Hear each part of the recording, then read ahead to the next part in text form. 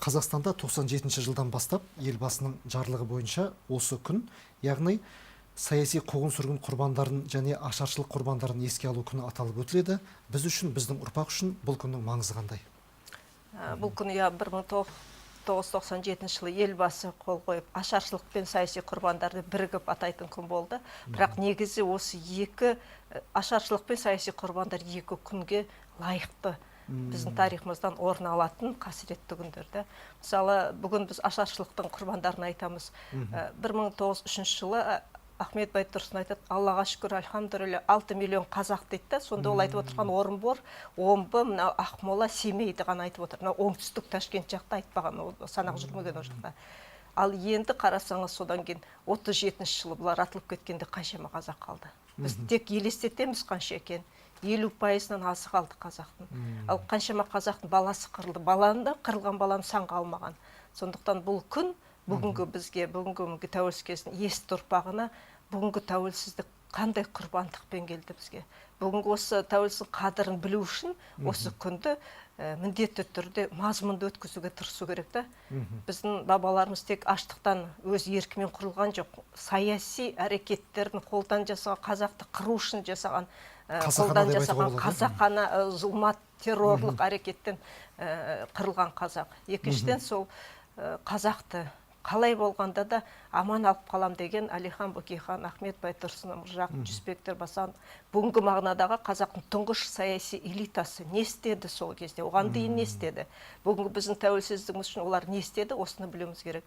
Бүгінгі мағынадағы біздің тұңғыш саяси элита ол Әлихан, Ахмет, Міржақып, Жүсіпбек, Мағжан, Халел Жүсіпбектер. Осыны білу керек бүгінгі біздің есті ұрпағымыз. Өте жақсы, судың басы бұлақтан дейді ғой, бұлақ қойынды бұл кісілер. Рахмет. Жалпы 31 мамырды қасірет аза тұту немесе қаралы күн деп атайық деген пікірлер көп айтылады. Осыған сіздің пікіріңіз қандай? Негізі біз қазір қоғам ретінде, ұлт ретінде толық үйісіп, бірікпегеннен кейін бұл күннің маңызын, мағынасын толық түсінбей жүрміз өкінішке қарай. Мәселен, бүгін телеарнада, радиода ойын-сауық, әзіл-кеш бағдарламасын тоқтатып, осы күннің мән мағынасын арттыратын тарихи деректі фильмдерді беріп, халықтың рухани иммунитетін көтеретін бағдарламалар жүргізілуі тиіс еді. Өкінішке қарай, бүгін радиодамыз сол күнделікті ойын-сауық хабарлар түспеді, телеарнамыз да солай болып тұр. Бұл күні мемлекеттің байрағы төмен түсіп, жалпы халықтық аза тұту күні жариялану керек еді.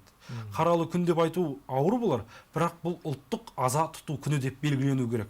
Болашақта ойлаймыз, осы 31 мамыр саяси қуғын-сүргін және ашаршылық күні деген екіге бөлініп, екі күнде мынау біздің атаулы күндер күнтізбесіне енеді деп ойлаймыз. Және саяси қуғын-сүргін құрбандарын еске алу күнін мектеп оқушылары демалысқа шығып кетпей тұрғанда, яғни оқу бағдарламасы жүріп жатқан кезге қоюымыз керек. Өйткені біз оқушыларымыз демалысқа шығып кеткеннен кейін бұндай іс-шараларды ұйымдастырып жатырмыз. Көп оқушыларымыз бұған қатыса алмайды. Мектеп жасындағы оқушы бұл күннің мән мағынасын түсінбей кеткен соң, үлкейген болған кезде бұл күннің қалай келгенін, не үшін бұл күні аза тұту жарияланған білмей өтеді. Сондықтан болашақта ел басындағы азаматтар бұл күннің мән мағынасын арттыру үшін, халықтың рухани санасын қалыптастыру үшін ойланады деп ойлаймын. Сіздер тарихшылар ретінде, алаштанушылар ретінде осы ұсынысты жоғары жаққа айтып көрдіңіздер ме? Бұл енді екі күнге бөлсек деген мәселені айтып келе жатырмыз. Дейінгі Талас Омарбек, Иманбек Қойгелді, ашаршылықты зерттеген ғалымдар айтып келе жатыр, жазып келе жатыр. Және Елдос дұрыс айтады. Мысалы, мектептегі жасөспірім балалар осы күнді қазір білмесе, ол аға болғанда бұл күнді қайдан біледі? Ал бұл күнді білмесе, ол бүгінгі тәуелсіздік қадірін түсінетін ұрпақ қайдан келеді? Енді мына ашаршылық тақырыбына ойыссақ, жалпы ашаршылықтың басталу себебі неден болды? Осыған тоқталсаңыз.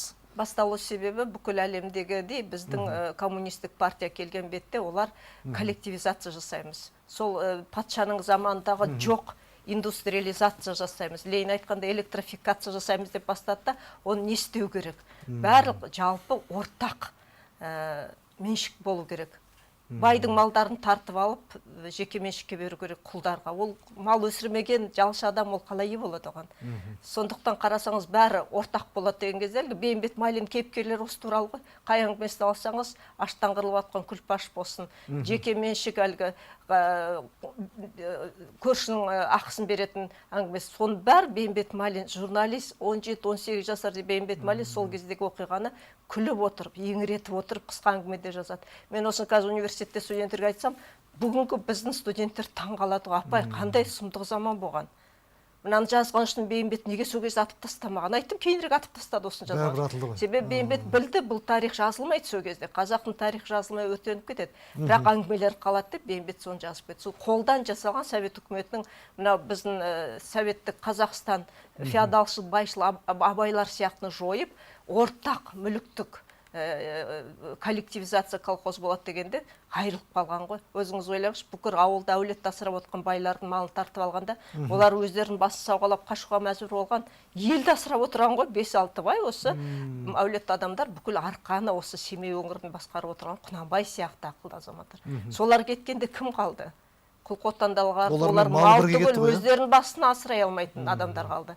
Сонда қарасаңыз, берекесін алып қазақтың осындай кедейшілікке әкелді. Одан қалғанын Совет үкіметі Мәскеуге мал апарат, Мәскеуге қазақтың етін апарат деп вагон шілде айында тарихшыларымыз жазғандай малды сойып, жазды күні шілдеде вагонға маскаға жүріп сасытқан ғой, қаншама малды рәсуа қылған. Күзді күні аштық келді ғой. Бұның бәрі 16-шы жылы басталды. 16-шы жылы Қарқара жәрмеңкесі албандар көтерілісі неден басталды? Осыдан басталды.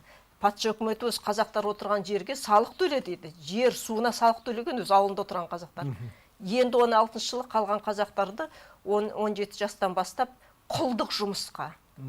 Енді бірінші дүниежүзілік соғыс бітті ғой, қазақты мына қазіргі біздің гастарбайтер сияқты Ресейге барып, окоптарды қазып, соғыстан кейінгі жаман жұмыстарды реттесін деп қолына күрек беріп, қара жұмысқа пайдаланған ғой. Құлдық жұмысқа шақырған. Сонда бұл жақтың болыс жігіттері Албаның айтқан, біздің бабаларымыз сауырық, Сұраншы батырдың ұрпақтары күрек ұстап Ресейге құл бола ма сонда? Берсе әскерге алсын, бірақ қолымызға мылтық берсін деген. Осыдан басталған. Елдос мырза, жалпы аштық әдетте малдың жұтауынан, қуаңшылықтан болатын құбылыс қой. 1921 жылғы аштықты қарасақ, алдымен бір осылай басталған сияқты, бір күн қатты ысыды, жаңбыр көп жаумай қалды, бірақ соның басқа да себеп салдары бар сияқты. Осы себеп салдарын сізде бір толықтырсаңыз. Советтік билікке дейін патшалық заманда 1907 жылдан бастап Столыпиннің реформасы қатты жүзеге аса бастады. Ішкі Ресейдің қаңғыған орыстарын, қарашекпенділерді әкеп қазақ даласына ең шұрайлы, ең керемет жерлеріне қоныстандырды, және ауқаттылардың мал мүлкін солардың алдына сап беріп отырды. Одан кейін алым салық, баж салығын көбейтті. Оның кісі басы салығы, жер салығы, түтін салығы, сүт салығы, мал салығы, тері салығы, қой салығы деген сияқты әрбір пайдаланып отырған күнделікті тұрмыс тіршілігіне қажет ететін заттардың бәріне бұл салынған. Осыны көріп билік істеген патшалық биліктің шиновниктері ертесінде советтік билік орнағанда тонын өзгертіп большевик коммунист болып шыға келді. Бұл коммунистік жүйе кешегі советтік биліктің патшалық биліктің қолдан жасаған идеологиясын советтік заманда да айнытпай жасап отырды. Өйткені ашаршылық қолдан жасалған нәрсе. 1916 жылдың күзінен бастап қазақ даласында тыныштық кете бастады. 1921 жылғы биыл 100 жыл отырып болған ашаршылық ең үлкен проблемалы ашаршылық. Бұл мынау Ырғыз, Торғай, Шалқар, Ақтөбе, мына жағы Құсмұрын, Баянауыл, Сарыарқа. Бәрін қамтып тұр ғой, Әсіресе 9 айлық қыс жататын мына біздің солтүстік, батыс, шығыс аймағымыздың ең бір қарапайым малмен көшіп қонып отыратын халыққа Лениннің ет және сүт деген декретін қатты енгізіп, бұл халықты қырып жіберді, мал мүлкін. Және 1921 жылдың күзінде балық аулауға, аң құс аулауға тыйым салу туралы жарлық шығарды. Енді қарап отырыңыз, бұл халық мал мүлкінен айырылды. Енді жануарларды аулап, балық аулап, талғажау етейін дегенде бұған да кәдімгі көртышқан аулауға дейін тыйым салып тастады. Бұл деген енді қасақана өлтірудің, қасақана жоспарлы стратегиялық саясаттың айқын көрінісі. Одан кейін қазақтың ішінен шыққан большевиктер болды. Мынау дінін ауыстырып, атын ауыстырған Николай Степнов, Алибей Жангелдин бастаған азаматтар қай өңірдің климаттық жағдайы қалай, соған дейін есеп беріп отырды. Яғни қай жерден қалай қыру керек. Мәселен, Жүсіпбек Аймауытұлы, Міржақып Дулатұлы, Ғазымбек Бірімжанұлы бастаған Алаштың үлкен айбынды тобы, мына оңтүстік Түркістан өңірлерінен, қазіргі Жетісу, мына Алматы өңірі, мал мүлкі қырылмады, халқы аман есен ғой. Бұлардан асарлыққа мал сұрады. Мал беріңдер. Мына жақта біздің бауырларымыз қырылып жатыр. Солтүстіктегі ағайынға көмек берейік деп әкеп таратты. Бұлардың төбесін Жангелдин бастаған топ арыз жазды. Мыналар өзінің туған туыстарына мал таратты деп. Дәлелдері жоқ деп. Бұларды сотқа салды. Сонда Жүсіпбек Аймауытұлы сотқа түскенде айтты. Қазақтың әдет ғұрпында деді, шариғат низамында деді, оң қолының бергенін сол қол ешқашан көрмейді деді. Және жұттаған, қайыршылыққа ұшыраған, әбден тарылып отырған халыққа мен мал беріліп тұрып, мына жерге қолхат расписка жазыңыз алдым деп айтуға менің азаматтық намысым, жігіттік арым жібермейді деді. Үйстіп тұрып бұл кісі жеңіп шыққан болады. Осындай азаматтарға қарсы ұйымдастырылған саясатта болғанын жасырмауымыз керек. Осы ретте телефон қоңырау бар екен, рұқсат болса тыңдай кетейік. Ассалаумағалейкум, тыңдап отырмыз. Ассалаумағалейкум. Өте тамаша тақырып көтеріп жатсыздар бүгінгі күнге орай. Расында жаңа Айгүл апайымыз айтып отыр. Ашаршылық тек қана қазақта болған, өзге қырғыздарда болмаған деген сияқты. Осы білгіміз келетіні, неге осы тек қана қазақтарды ғана қыра берген, неге қазақтарға ғана өшіге берген, оның сыры неде болды? Оны түсіндіріп берсеңіздер. Рахмет. Жақсы, рахмет сұрағыңызға. Өте жақсы сауал, иә. 1987-97 жылдан бастап Әлихан Бөкейхан Ресей географиялық қоғамы мүшесі болып, осы қазақ жеріне мынау Омбыға дейін келіп, Семей, Ақмола өңірі, мынау Жетісуға дейін келген ғой. Сонда олар не үшін әкелген Әлихан Бөкейхан ғалымда? Қазақтың жер асты, жер үсті байлығын зерттесін, айтып берсін. Қазақша тіл біледі, сауатты қазақ орман институтын бітірген. Осы ретінде бастың ақылын пайдаланған ғой Әлихан. Сонда жер асты, жер үсті бай. Қазақтың мынау қазіргі Қостанай, Ақмола, Омбыдан келе жатқан арқа жері қандай егінге қойлайлы. Мына Семей жағы қандай мал ұстауға қойлайлы. Анау Ембіде мына Батыс Қазақстанда мұнай бар екен, қай жерде алтын бар екен. Соның бәрін Ресей географиялық қоғамы зерттегенде қазақтың жері ең құнарлы, мына Орта Азияда ең бай жеріміз ғой. Және оның басында Әлихан сияқты мықты саяси элита тұрғанда, бұларды құртпай, бұл қазақтың сол сауатты зиялысын жоқ қылмай, бұл жерге қалай ие болады? Ресей патшасы ие бола алмады. Және Ресей географиялық қоғамы императорлық патша кезінде зерттеген Совет үкіметі сол дайын мағлұматтарды алып, осы жерге ие болу үшін санымызды азайту керек қой. Санымызды азайтқанда ол басында жүрген серкелерді құрту керек қой. Біздің былайша айтқанда жеріміздің кеңдігі өзгелерге, жеріміздің байлығы, кеңдігі, жер асты, жер үстігі байлығына ие болу үшін ғана бізді осы тұрғыдан әлгі Британияның колония сияқты Ресей империясының колониялық отарлау саясаты Совет үкіметі кезінде жаңағы белсенді, одан да жаңағы агрессивтік түрде жылдам іске асты. Жаңағы ұстазымның сөзін толықтыра кетсем, мынау қазақ неге қырылды дегенде, біз бұны ұлттық тұрғыдан қарастырғанда бірінші Қазақстанның жер мәселесін ойлауымыз керек. Біздің ұлан ғайыр даламыздың географиялық орналасуы, климаттық мәселесі. Мынау ат шаптырым өзі ұшқан құстың қанаты талатын, мынау аттың тұяғы талатын даланың табиғаты бір-біріне ұқсамайды. Ал мына қырғыз ағайынның, өзбек ағайынның, тәжік ағайынның, Әзербайжан, түрікмен ағайындардың жері ұлтарақтай ғана, кішкентай. Бұлардың жазы да, қысы да, көктемі де, күзі де бірдей. Бәрі бір келіп тұрады. Ал біздің табиғи орналасуымыздың өзі бір-біріне ұқсамайды. Ерекшеліктері бар. Бұл тұрғыдан алғанда біздің қырылып қалуымыз өте қиын болды. Екіншіден, біз ұлттық сапа жағынан алғанда, сол 20 ғасырдың 1905-1915 жылдар аралығында қазақтың оқығандары қырғыз, өзбек, тәжік, Әзербайжанмен салыстырғанда 10 есе жоғары болды. Бұлардың алдыңғы қатарлы университеттерді бітірді, шет тілдерін білді. Алды 9 тіл, ең аз дегені 3 тілді біліп отырды. Алхамдулилла 6 миллион болды деп отырғанда, қандай көп болған? Мынау потенциалы, жан-жақты бәсекеге қабілетті болғандығы. Осының барлығы жер асты, жер үсті байлығы патшалық билікті де, советтік билікті де қызықтырды. Ал енді ашаршылыққа ұрынып қалатын себебіміз қазақта мал шаруашылығы сұмдық көп еді советтік билікке дейін. Бізде қандай байлар болды, отар қой, қаншама үйір жылқы. О заманда қазақ мал байлығын көрсеткенде тек қана жылқысын көрсететін. Сиыр, қой малдың санатына жатпайтын. Байлық тек қана жылқымен есептелетін, ұмытпауымыз керек. Иә, жылқымен ғана есептелетін. Ал 1928 жылғы келгенде советтік билік не істеді? Қазақтың жылқысын да, қойын да, сиырын да, ешкісін де қалдырмады. Бәрін қырып кеп жіберді. Осының өзі ұлттың табиғи өсіміне, демографиясына, жалпы мал шаруашылығы, ауыл шаруашылығына өте орасан зор зиянын келтіріп кетті.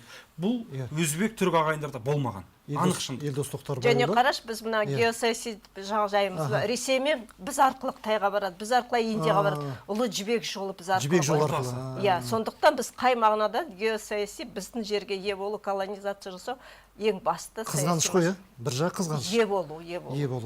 Енді Елдос Тоқтар Байұлы жаңа Мұстафа Шоқай айтып кетті ғой, алғашқы болған аштықта 1917-18 жылы 1.114.000 көшпенді қырылып кетті деп жазды. Енді біз 3 аштық болды деп жатырмыз. Сол 3 аштықта жалпы алғанда қанша халық қырылды? Өйткені әр тарихшының жаңағы беретін статистикасы әртүрлі ме деп қалдым мен зерттей келе. Осыған қалай қарайсыз? Көп тарихшылардың тоқтаған несі қандай былай? Біріншіден, біздің советтік биліктің тұсында жасалып кеткен тарихымыз тек қана 1921-ден басталды. Революцияның ар жағындағы біздің қазақтың қырылғанын, қасіретін ешқашан жазбады. Және оны патшалық биліктің жасағаны деп жауып отырды. Сондықтан бұл Мұстафа Шоқайдың айтып отырған дерегі ешқашан ұлттық тарихтың объектісіне айналмаған. Бұл бір.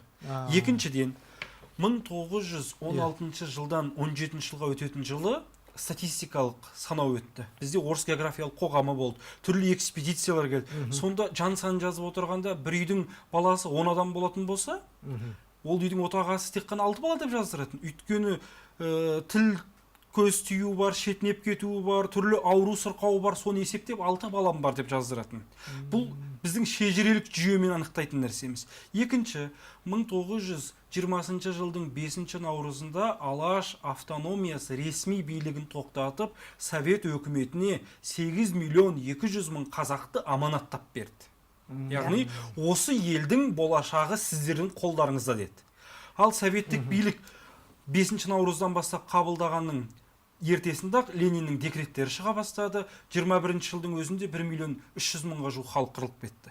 Екінші, 1924-1926 жылдар аралығында астыртын өлген қазақтар қаншама? Бұл жазылмаған. Екінші, 1927-28 жылы қазақтың әлеуетті қорғаны, әлеует жағынан байы болып отырған дәулетімен, дүниесімен ұлтына шынайы қызмет еткен меценаттарды, Алаштың тілеулесі болған ақсүйектерді үрім бұтағына қалдырмай қуды, итшеккенге айдады, олардың дүние мүлкін конфискациялады. Ал бай деген бір ауылдың қорғаны болды. Бай кеткеннен кейін ол ауылдың молдасы, ол ауылдың мұғалімі, ол ауылдың сауаттысы қайтты. Бұлар да қырыла бастады. 1929 жыл келді. Діни ағартушылар, қайраткерлер, ишандар, мұқтасиптер, Құран қарилар, түрлі діни сатыда тұратын лауазымды иелердің бірін қалдырмай айдады. Бұл ишандар ісі, діни тұлғалар ісі деп енді ғана зерттеліп келе жатыр. Бұның өзі 800.000-ға жуық діни қызметкер сотталған екен, айдалды. Енді 1930 коллективизация басталды. Бұл кезде 1 миллион халық қырылып кетті ашаршылықтан. Ал енді 1939 жылы келгенде жаңағы советтік өкіметке өткізіп берген 8.200.000-ден 3 миллион ғана халық қалды. Енді мынау саяси қырғын сүргін тақырыбына ойыспас үшін осы ашаршылық кезінде, мәселен жаңағы Қаныш Сәтбаев аталарымыз бір ауылдың бірнеше топ балаларын алып кетіп, соларды жаңа бағып-қағып өсіріп, кейін солардан үлкен жаңа ғалымдар шықты дейді. Осы жайлы бір қысқаша айтсаңыз, осындай ерліктерді, бір-екі ерлікті еске түсіре тұрсақ дегенім ғой жалпы. Бұндай факты мысалдар өте көп негізі біздің тарихымызда. Мәселен, Қаныш Сәтбайұлы сол Алаш автономиясының ең жас өкілі ретінде Семейден Баянауылға қарай шығып, ауылдың жайын, жағдайын, ашаршылықтан, мынау қиындықтан қалай өткеріп жатқанын көру үшін экспедициялық жұмыстармен жүрген. Сондай кезде өзінің туған ауылының тұсынан өтіп бара жатқанда жап-жас ойын балаларының аштықтан, тамақ жоқтықтан бұратылып өлудің халінде жатқанын көреді.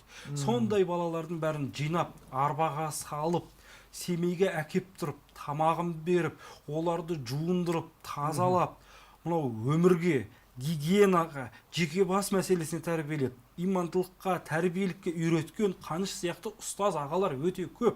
Сол Қаныш тәрбиелеген шәкірттің бірі бұл академик, археолог, қазақтың алтын адамын алғаш тапқан Кемел Ақышев.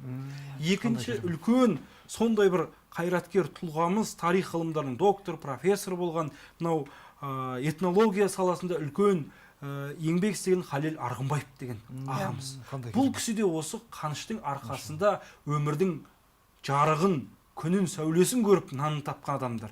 Бұл сияқты мысалды жүзден мыңдап келтіруге болады. Мәселен, бір ғана мысал, мынау Өтебай Тұрманжанұлы мен Бейсенбай Кенжебайұлын айтайық. Екеуі аштықта, жоқшылықта қиналып, көшеде шпана болып, алдынан шыққан адамды ұрып соғып, талғажау үшін халықты тонап кетіп жүрген жерінен Ғани Мұратбаев екеуін көріп қалып, шапалақпен шарт еткізіп ұрып, үйіне әкеп тұрып екеуін жуындырып, мына аяқтарында күсін тазалатып, Әлекеңе хат жазады. Әлихан аға, мен мына қазақтың екі көгөн көзін таптым, екеуі аш, жоқ, сөйтіп жүріп қарақшылыққа түскен. Мына балаларды не істейміз дегенде, Әлекең өзің Мәскеуге алып кел деп талап етті. Сөйтіп ол кісі Мәскеуге алып келді. Мәскеуге келгенде Әлихан Бөкейханның пәтеріне әкепті. Әлихан ағамыз 15 шаршы квадрат метрде тұрады. Сонда үйінде тамағы да жоқ өзі. Кішкентай ғана борышты әкеп екеуінің ортасына қояды. Екі бала тамақ ішіп отырғанда өз сүйісіне қарап отырады. Өзі де аш, бірақ екі баланы тамақтандырады. Сөйтіп қарап отырып, көзінен таниды. Сен сотқарлау екесің дейді Бейсенбайға. Ал сен ақылды екесің дейді Өтебайға. Бейсенбайға айтады, сен Мағжаннан сабақ ал дейді. Ал сен болсаң Жүсіпбектен сабақ ал деп бағыт-бағдар көрсеткен. Және мынандай бір тапсырма берген. Бейсенбай Кенжебайұлы айтады, сен қазақтың боғауыз сөздерін жинашы дейді. Бұл біздің ұлттық халықтың өзінің тән боқтық сөздері болған. Қазір советтік билік соны ұмыттырып бар жатыр. Сол ақсақалдар өмірден өтпей тұрғанда жинап алып қал дейді. Ал Өтебайға айтады, сен мақал-мәтелдерді жинап алып қал дейді. Сол екі кешегі бұзық болған, ұшпана болған бала шәкірт Әлиханның арқасында аман қалып, екеуі де қазақтың үлкен тұлғасы болды. Біреуі қазақтың анау көне түркі заманынан басталатын әдебиетін, 5 ғасырлық әдебиетін көрсетіп, ғылыми мектебін қалыптастырса, Өтебай бүкіл қазақтың балалар әдебиетіне қызмет етіп кетті. Міне жақсы. Рахмет. Енді қойғым келіп отырған сұрақ, мысалы, осы саяси қуғын-сүргінге ұшырағандардың қатарында 103 мың адам болған дейді, бір деректерде 25 мың адам ұлт зиялылар атылған дейді. Менің қойғым келіп отырған сұрақ, бағана өзіңіз айттыңыз, жаңағы Алаш үкіметі құрылатын кезде 747 адам қол қойған. Енді тәуелсіздік алғанымызға 30 жыл болды биылғы жылы. 1993 жылы 14 сәуірде жаппай қуғын-сүргін құрбандарын ақтау туралы заң қабылданды. Сосын күн бекітілді. Жалпы қанша адам ақталды, ақталмай қалғандар бар ма? Осы 12 мың адамның ішінде. Қазір мемлекет басшысы Қасым-Жомарт Кемелұлы Тоқаевтың 456 жарлығы шықты. Бұл президенттің ұлт тарихына деген шынайы көзқарасын, ол кісінің сүйіспеншілігін көрсетсе керек. Өйткені саяси қуғын-сүргін құрбандарын толық ақтау жөнінде комиссия жұмысын бастады. Біз қазір шамамен айтып отырмыз, 25 мың тұлға атылды, 103 мыңға жуық адам репрессияланды деп. Бұл тізім, бұл цифр әлі көбейе түседі, толықтырыла түседі. Өйткені бұл біздің алдыңғы толқынның зерттеп кеткен еңбегі еді. Енді қазір шетелдік архивтерге шығу, ішіміздегі архивтер, әсіресе мынау НКВД-ның жабық архивтері қазір ашылайын деп тұр. Құдай қаласа, біз бұл тізімді әлі ұлғайтамыз. Қаншама шахид кеткен тұлғаны нақты айтатын күнге жетеміз. Біздің ұстаздарымыз, мәселен, менің алаштануға келуімнің себебі Айгүл апамның 2008 жылы жазған Алаш әдебиеттану еңбегі. Мен ол кезде 8-ші сынып оқушысымын. Менің қолыма түскенде ол менің махаббатымды оятты. Оның жерде бірінші сөз былай басталатын. Алаш тұлғалары Алланың жолында шахид кеткен адал да білімді иманды жандар болатын дейді. Пайғамбарымыз саллаллаху алейхи уассаламның сүннетін түсінген, таухиды зор азаматтар, шын тоқыған зиялылар дейтін. Осы еңбекті оқып, бізде осы тұлға тану саласына келдік. Қазіргі уақытта біздің алаштың алдыңғы толқын тұлғаларын зерттеу мәселесінде бұл кісілер көп шаруаны атқарды. Методологиялық тұрғыдан, диссертация қорғау жағынан, монография шығару, олардың ағартушылық, қайраткерлік, қоғамдық саяси өмірлерін насихаттауда бұл кісілердің еңбегі ұшан теңіз. Енді келесі буын, менің қатарластарым, менен кейінгі ізбасар буынның міндеті алаштың ниеттесі болған, қозғалысқа мүше болған жастарды анықтау. Яғни оқығандардың әр өңірде, әр ауылда филиалы болды. Олардың ат қосшыларына дейін оқыған имандылар еді. Солардың тізімін анықтау біздің миссиямыз, мақсат мұратымыз. Және Батыс Қазақстан, мысалы Берлин университеті оқыған өте көп қазақтар бар екен. Сол әлі анықтаған жоқпыз. Және оның ішінде көп қыздар бар екен. Өте керемет. Сондай-ақ енді қарап отырсақ, мына қуғын сүргіннің зобалаңын қазақтармен қатар Қазақстанға еріксіз жер аударылған кәрістер дейміз, әртүрлі ұлт өкілдері 1,5 миллион адам дейді. Олар да бізбен бірге ашаршылықтың, қуғын сүргіннің қиындығын көрді. Осы жайлы айтсаңыз. Ондайлар болды, себебі оларды жаңағы саяси неблагонадежный деп біздің жерге жіберген ғой, користер бар. Жаңа біз мына Алматыдағы ғылым академиясы ғимаратын сол пленный япондықтар користер салған екен де. Ғимарат тұр ғой, жаңағы біздің Шевченко, Қонаев соны салған, сол тұтқын біздің жерге жер аударылған япондық пен користер екен. Тарихи ғимарат екен ғой, иә? Сонда қарап отырсақ, қазіргі мынау біздің елімізге, 30 жыл тәуелсіз толған елімізге көптеген көршілес елдер қызғанып қарайды. Бұларда неге сондай бейбіт? Бұлар неге қаншама ұлт өкілдері өмір сүрсе де сондай бейбіт деп, былайша айтқанда бізден үлгі алатын дәрежеге жеттік, Аллаға шүкір да. Осының бастауы сол кездегі біздің өзге ұлт өкілдеріне көрсеткен қамқорлығымыз сияқты, Қазақ жері сол Ресей империясы кезден жаңа қара шекпендер туралы Ахмет Мағжандар жазады, Ақан Сері жазады. Менің мынау намаз оқитын бұлағым, дәрет алатын суымды қара шекпендер кеп, дәреттерін сындырып жатыр. Мен мына жерде намаз оқи алмаймын ғой дейді. Ақан Сері жазады. Осындай жерге бізді Совет сол Ресей империясы, бұл жер жаңа экспериментке ұшыраған ғой. Басқа ұлттарды қара шекпендер тоғыстыру, бізді дінімізді бұлғау, мешіт салынбайтын жерге айналдыру.